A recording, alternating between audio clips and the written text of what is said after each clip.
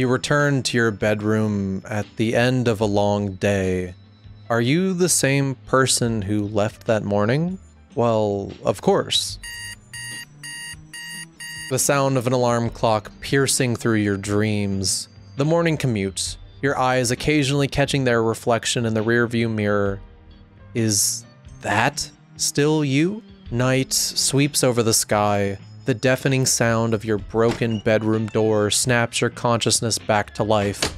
The same question looping through your head like a Mobius strip. You need a distraction.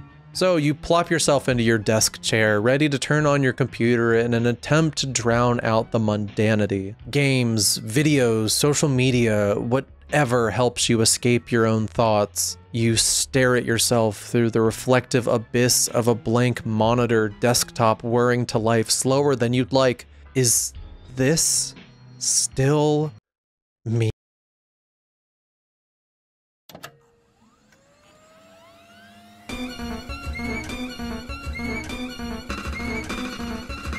The Silver Case was Grasshopper Manufacture's debut title. Originally released in 1999, it never left Japan until its 2016 remake. Since then, it's received multiple ports, the final of which was bundled with its sequel on the Switch. And that reminds me, I should probably thank the publisher for sending me a copy. A few hours after I had already bought it. This is going to be a recurring theme for the series, isn't it? I should also probably show you the Nissa disclaimer again, so take 10 seconds to read it, please, and thank you.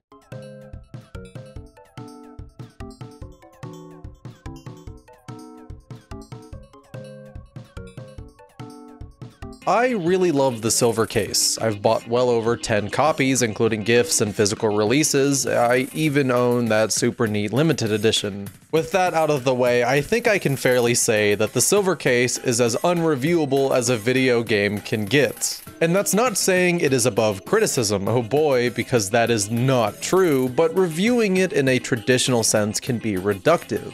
The Silver Case was an experimental PS1 gem in an era of experimental PS1 gems, but it has aged surprisingly well. Not necessarily in every aspect, but what it has to say for itself and its memorable aesthetic caused it to linger in the inner recesses of my mind for years. You'll find that under the right lens, Grasshopper's freshman work is far bolder than you'd expect from a typical company's first game. It is very much about something, but its script is so dense and confusing it becomes difficult to pin down what exactly that something is. However, in this video I'd like to focus less on what that is and more about the subtextual, deeper themes I believe are created by the atmosphere and dialogue. Now that I've outlined my vibe checking process, let us begin to unravel.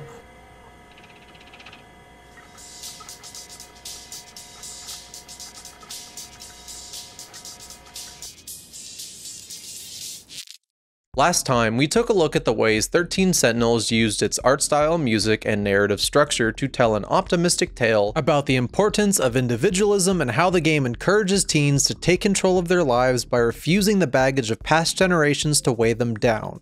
It's fitting, then, that the title we're discussing today has more than a few thematic parallels. There is, however, a very stark distinction between the two. If 13 Sentinels is the video game equivalent of coming home from school, making some hot cocoa, and watching TV from under a nice cozy blanket, the Silver Case is launching yourself into bed after a long shift and realizing all of your coworkers suck.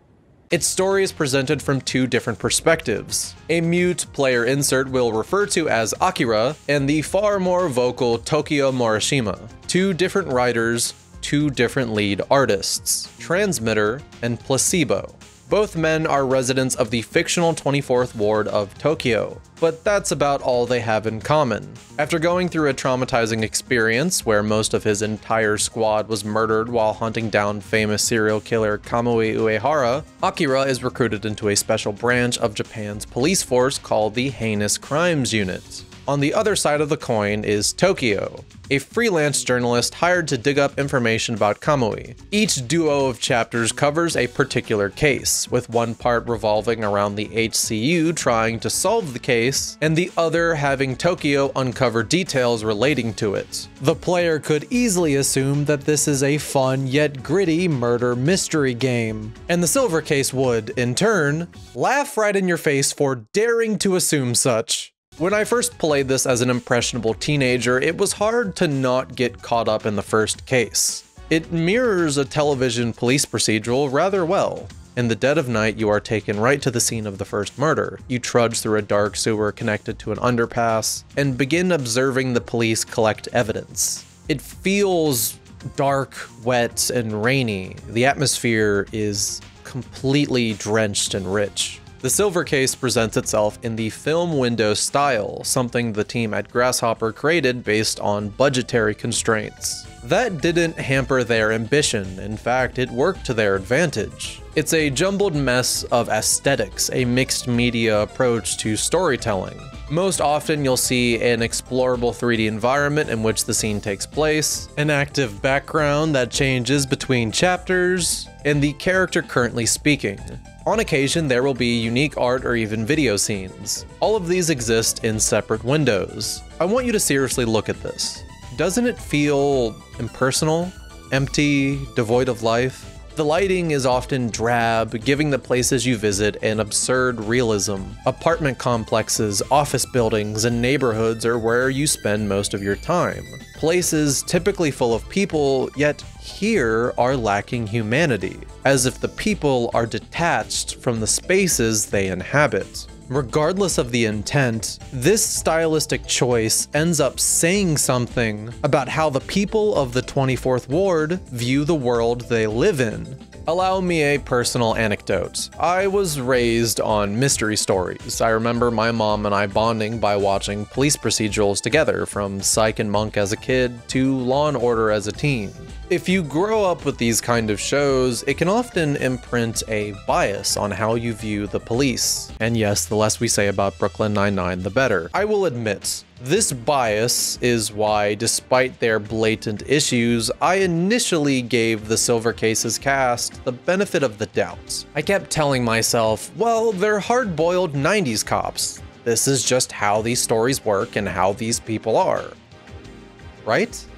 Most of the HCU is made up of older men, Kusabi, Morikawa, and Nakatagawa playing the biggest roles. They are brash, stubborn hardasses straight out of classic cop fiction, and see their hardened ideals as exemplary for the younger officers, these being Sumio and Chizuru, who spend the narrative being influenced by the older men in different ways. And then there's you, the newbie. The most impressionable. We've all been there before. First day on the new job, putting your best foot forward to make a good impression. You're eager to prove yourself in this scary new environment. In this case, we are literally incapable of talking back. One of my favorite aspects of Suda's writing style is his dialogue. He excels in penning conversations that often teeter on meandering, yet still overflow with purpose and personality. People just talk, sometimes just to hear themselves, sometimes to bother you, and sometimes to vent. It feels human in a way that a lot of writers aren't able to achieve.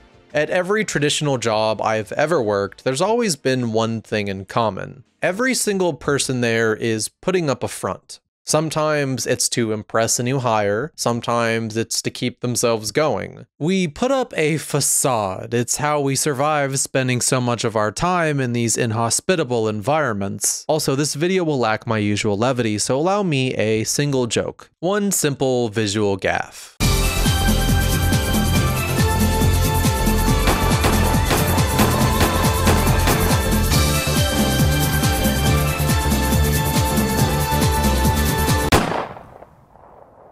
The HCU members are no different. If anything, the whole unit is like a boiled down version of the workplace. They are miserable people that have been beaten down by the society they live in without even realizing it. The old members religiously cling to the past, refusing to accept progress or change.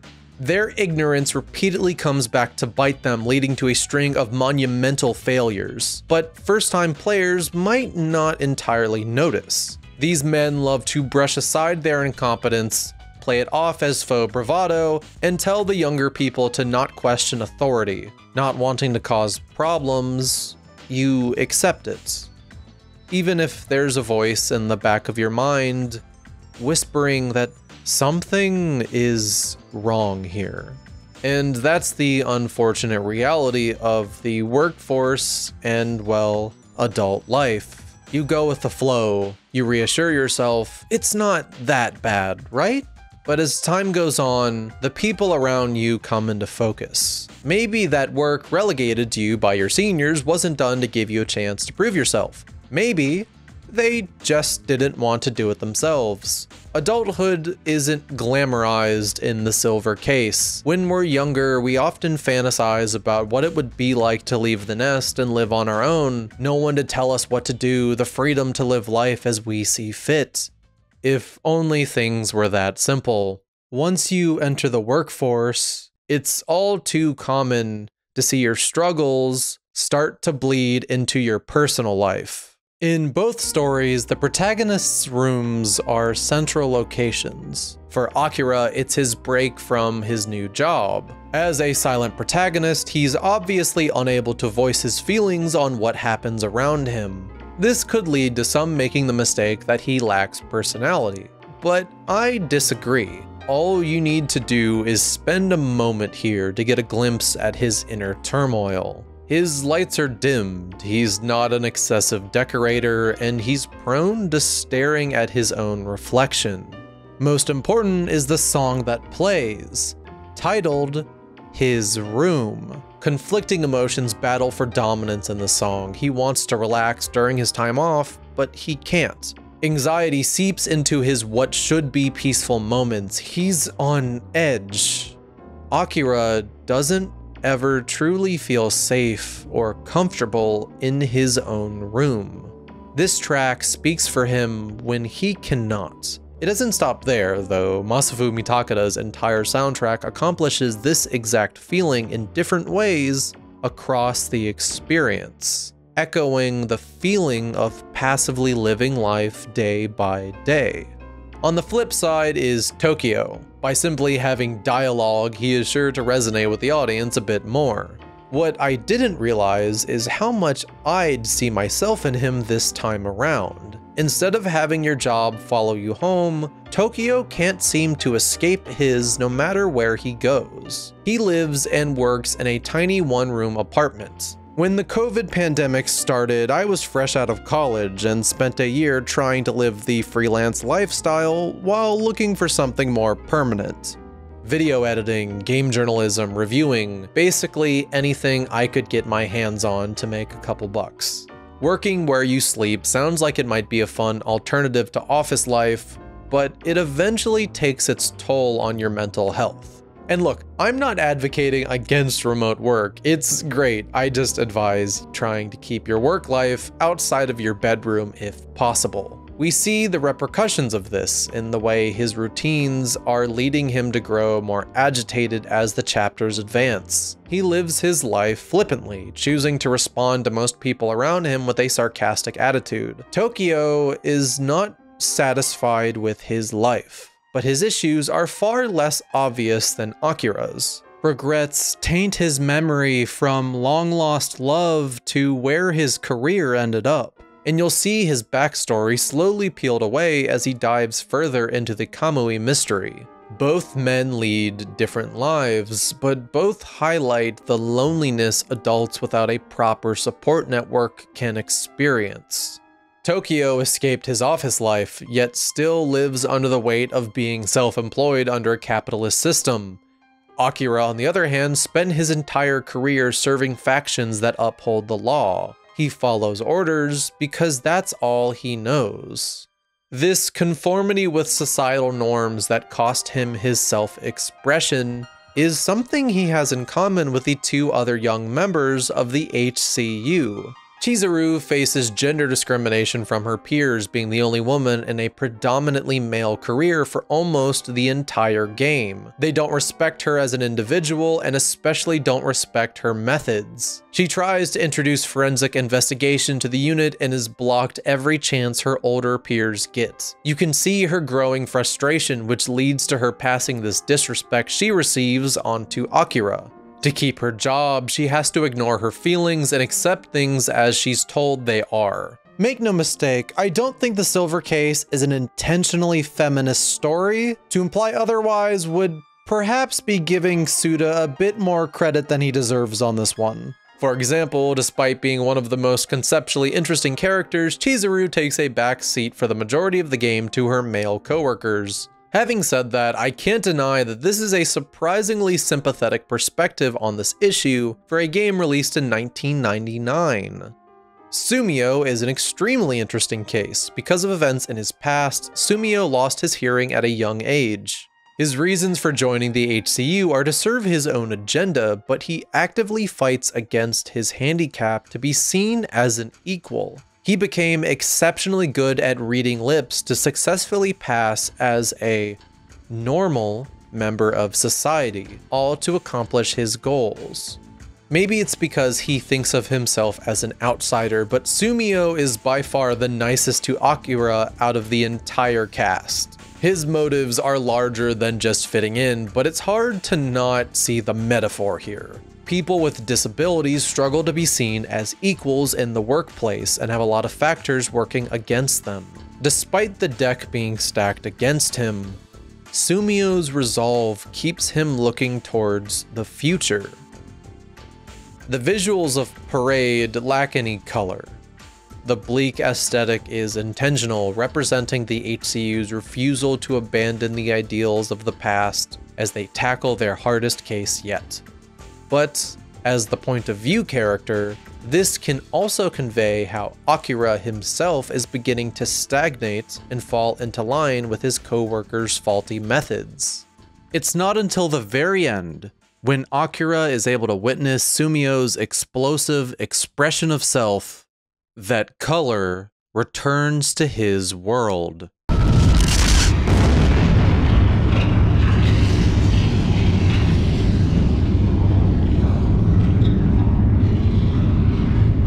Okay, maybe I fit in more than one joke, but come on, that's pretty funny. The fear of not conforming or not fitting in is a real one. Things are better today, but it's not as if the bar was very high in the 90s, and there's still a lot left to do. This sense of otherness felt by those who failed to meet societal expectations can be seen as isolating. Being pushed to the brink of ostracization can be a turning point for many. It's during these moments when we feel truly alone that we begin to reflect on our lives. Ask ourselves how we got here, if we could have done anything differently. These very questions are explored in the game's penultimate chapter. The internet is as brilliant as it is horrifying. It's a bastion for social rejects, those who feel like they don't truly belong. In 1999, it was still in its infancy, and while myself, and let's be honest, many of you, were not able to experience that, the case that takes place in Kamui-Drome and I lets us see firsthand how the internet affected individuals as well as social anxiety at the turn of the millennium. The case in question involves internet-based crimes, which leaves the HCU completely helpless. Most of them just give up and once again pass their work on to Akira. Their masks continue to slip off, showing blatant disregard to the rising prominence of the internet being used as a tool to rob individuals of their privacy. And hell, some even enable it. These chapters are building to something big in both the state of the world and the personal lives of the characters. The background grows restless, both protagonists' safety is called into question, dialogue is losing steam, workplace politics begin to shift. Change looms on the horizon, heralded by a pair of individuals feeling that otherness that is demonized by society. There's a tension that builds and builds Until...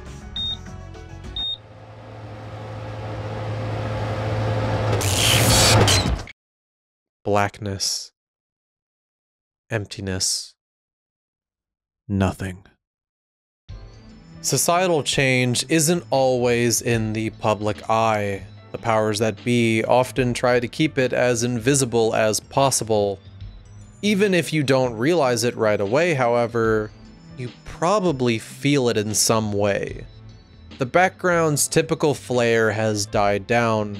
You can no longer avoid the events playing out in front of you. You can no longer avoid the reality of now. One by one, your coworkers reveal their true natures. They turn on one another to accomplish their own goals, or rather, agendas of those pulling their strings. The HCU is but a marionette for other government factions, and their members are no different. The saddest of these conclusions has to be Chizuru's. She was someone who only wanted to be seen as an individual and fought against excessive discrimination of the HCU, but is rewarded with tragedy. She has her identity robbed of her and is not even allowed to die being herself. Oh yeah, now's probably a good time to mention, I lied earlier. The text and subtext are one and the same. The Silver Case is, at its heart, a deeply political work, and you cannot analyze it without mentioning its politics. It pretends to be just another piece of cop fiction, but uses this as a framing device to be a scathing critique. The story it tells explores the origin of crime, and it comes to the answer that it is inherently systematic. It declares that the police are a tool to control and manipulate the public, and the writers take a magnifying glass to the excuses that they regurgitate to continue justifying the horrid actions they commit. Government establishments are shown in an incredibly negative light, so blatantly that you'd have to be drowning in the propaganda Kool-Aid as to not see it by the end. Criminals are dehumanized by law enforcement who believe they need to be wiped off the face of the planet, despite the reasons for their crimes being a direct cause of government intervention from behind the scenes. The police label the disposal of criminals as adjustment, but it is nothing more than cold-blooded murder. The system does not serve the people serve it. To those in power, we are a faceless, voiceless, expendable mass. The Silver Case mocks this idea and paints those in charge as the incompetent buffoons they are, but highlights the fact that their control is real and terrifying. Most of them are where they are by sheer luck, obedience, or nepotism, but their actions and decisions have lasting repercussions. The society depicted in the Silver Case is going in the direction of homogenization. It's an extreme depiction, sure, but realizing that this story holds up in 2022 is bleak to say the least. When faced with the facts, Akira and Tokyo have two different approaches to the main theme. The end of Transmitter is tedious, slow, and painfully quiet. Long escalator trips and long empty hallways. In one of my favorite moments, the fast movement option is suddenly gone. You are required to face reality, and the tension of it is unbearable. You slowly trod through visions of your past to finally reach the end of your journey. These memories are not positive, but they're yours. They are irreplaceable. I feel like intentional tedium gets a bad rap in games. Yes, technically one could find this quite boring. Right during the climax, you're told to go climb 12 massive Christmas trees to read exposition dumps on what happened. That's not very fun. But for this story, I think it works. Time and time again, across every chapter, the game uses these quiet, somber moments of downtime. Player introspection during these scenes appears to be the intent, and that's what makes the Silver Case so beautiful to me. While I'm sure that this exists because the budget was thin, I can't help but feel that this was the correct choice. As I'd walk through these samey corridors, I'd often catch myself reflecting back on my own life. What was going through Akira's mind during this? Well, we can't know for certain. What we can think about is what brought us here, and then put ourselves in Akira's shoes. During a dark December night while finishing my first playthrough, I thought back to the times I felt sad to leave shitty jobs when moving to new chapters of my life. Leaving was obviously the best move, but human experience is complicated and nuanced. Nostalgia can fog your memories. I was sad. I spent a lot of time with those people. It's hard to not care about them. We were family, right? No, they weren't. The only HCU member that remains by your side, and by extension, is allowed to have a character arc, is Sumio's ex-partner, Tetsu, who was also there with you at the end of Parade. You both steel yourselves and move forward, continuing to descend into the dark heart of the 24th Ward until you are met with Tokio Morishima, in my opinion, is the true protagonist of the Silver Case. Like the previous Placebo chapters, Hikari has him reflect on events that have already transpired. Akira always finds a way to move on, but Tokio spends his entire storyline perpetually reflecting on the past. And he's reached his limit. The background glitches to represent his damaged psyche. His narration is fragmented. Every single mistake he has made across his entire life weighs on him. A lifetime of what ifs. Both stories discuss living a life by routine. It can distract you from your problems, and hell, you might even enjoy yourself. But all things come to an end eventually. You can either cling to a dying relationship, a fleeting memory, or embrace the unknown. There's a big difference between these two conclusions, however. Akira and Tetsu acknowledge societal flaws and their compliance in working for the system for as long as they had, but stay to try to fight it internally, I guess? It's honestly my biggest gripe with the Transmitter story, made worse by the sequel, but that's neither here nor there. What I feel every entry in the Kill the Past series gets right is Tokio, because Tokio rejects the status quo. He leaves, but not to run away. His very existence threatens to harm those he loves. He will never truly have a peaceful life, and that's not his fault. The world around him, around us, is capable of overwhelming evil and is now actively trying to hunt him down. The Silver Case does not offer a clear solution for societal problems. They are simply too staggering. Its message is far less cynical than it might seem, though. The Silver Case asks of you to value your sense of self and never let it be stolen. Upon the conclusion of my latest playthrough, with now many more years of life experience under my belt, it was hard to not draw parallels from Tokio's story to mental illness and how it's commonly stigmatized. He is afraid of losing himself, and in the process, those he holds dear. Your pain, your trauma, your past, it will all never truly die. You can try to kill your past. Hell, you should try to kill it. But it can and will revive itself. It will persist, stick with you, haunt you. But honestly, that doesn't matter. The Silver Case stresses the necessity to keep moving forward The unrelenting horror of reality beckons us to drown in nihilism, but to do so would be denying the beauty of meaning found through self-expression. Of course your life has meaning. It's yours. Live in spite of your past. Don't let it drag you down. Deny it the power it holds over you. Deny it the person society demands you be. Tell them all to fuck off.